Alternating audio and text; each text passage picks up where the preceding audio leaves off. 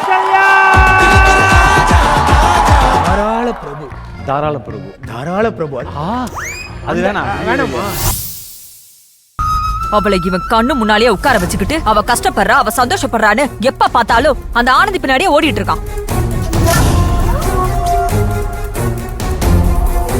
பிசினஸ்ல அவனுக்கு கான்சென்ட்ரேஷனே குறைஞ்சு போச்சு. அவன் வாழ்க்கை பத்தி அவனுக்கு கவலையே இல்லாம போச்சு. என்ன பத்தி மகேஷ்க்கு கவலை இல்லங்கிறது மட்டும் இல்ல ஆண்டி, நாம அவனை பத்தி கவலைப்படுறது கூட மகேஷ் அலட்சியமா தான் நினைக்கிறான். அததான் என்னால சுத்தமா தாங்கிக்கவே முடியல ஆண்டி. சின்னு, நீ டென்ஷன் ஆகாத. என்ன பண்றதுன்னு நம்ம பேசலாம். அம்மா, பேசிக்கலாம் பாத்துக்கலாம் தான் எப்பவுமே சொல்லிக்கிட்டு இருக்கீங்க. ஆண்டியும் அதுதான் சொல்லிக்கிட்டு இருக்காங்க. ஏ, நானே கொஞ்சம் விட்டு பிடிச்சா எல்லாம் சரியாயிடும் தான் நினைச்சேன். ஆனா இந்த பிரச்சனையில அவ்வளவு ஈஸியா கிராஸ் பண்ணியெல்லாம் போக முடியாதுமா. மகேஷோட பேச்சு, அவனோட மைண்ட் செட் எல்லாமே ரொம்ப டிஃபரெண்டா இருக்கு. மகேஷ் எந்த விஷயத்திலயும் அவன் இவ்வளவு சீரியஸா இருந்து நான் பார்த்ததே இல்லை. சொல்ல போனா இது நம்ம மகேஷே இல்லைங்கிற ஃபீல் எனக்கு ஃபர்ஸ்ட் டைமா வந்திருக்கு. அம்மா, எனக்கு ரொம்ப பயமா இருக்குமா. என்னால மகேஷை மிஸ் பண்ண முடியாதுமா. நீ மிஸ் பண்ண மாட்ட மித்ரா, அதுக்கு நான் guarantee. Uncle, I mean it Mitra. நான் இவ்வளவு நாள் இந்த விஷயத்தை சீரியஸா எடுத்துக்கல. என்ன ஏதோ புரியாம பண்ணிக்கிட்டு இருக்கான், சொன்னா புரிஞ்சுப்பான்னு தான் நானும் விட்டுட்டேன். ஆனா இதுக்கப்புறம் நான் பொறுமையா இருக்கிறது சரியில்லை.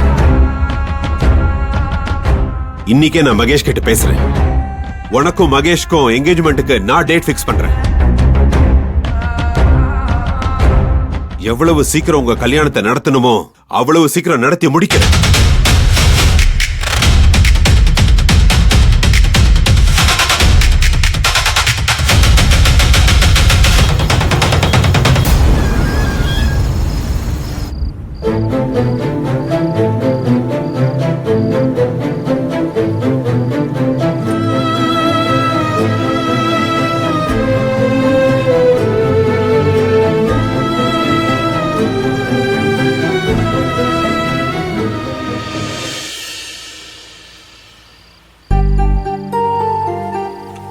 ஏங்க, என்னங்க இதெல்லாம் உங்க வேலையா?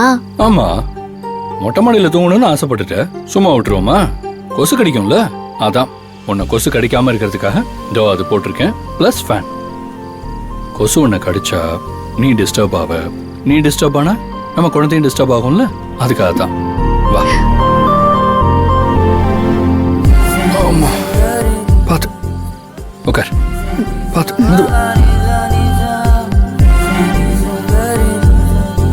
ஆனந்தி,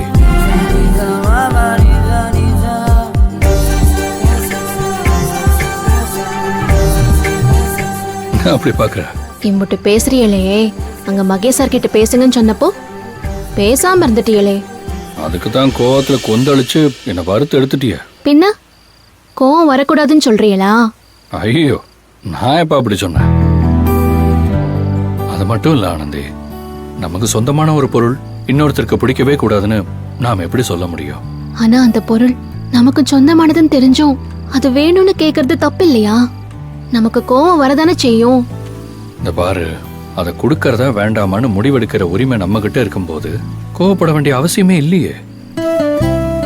அதுவும் மகேஷ் சாரை பத்தி நமக்கு நல்லா தெரியும். நம்ம நல்லா இருக்கணும், நமக்கு நல்லது நடக்கணும்னு நினைக்கிறவரு அவரு. அப்படிப்பட்டவரு நம்ம குழந்தைய கேட்கிறாருன்னா நம்மளை பத்தி நம்ம நல்லதுக்காக அவர் ஏதோ யோசிச்சிருப்பாருன்னு தானே அர்த்தம். எனக்கு அப்படிதான் தோணுச்சு. இதுல என்ன நல்லது இருக்கு? அது சத்தியமா எனக்கு தெரியல. அவரு யோசிக்கிற மாதிரி நம்மளால யோசிக்க முடியாதுல்ல. ஆனா நாம ஏதாச்சும் சொல்ல போய் அவர் மனசை சங்கடப்பட்டுற கூடாதுன்னு தான் நான் யோசிச்சேன். நான் ஒண்ணு கேட்கட்டுமா? கேளு. நிஜமாவே இந்த குழந்தை உங்க குழந்தை நம்புறீங்களா? என்ன கேள்வி இது?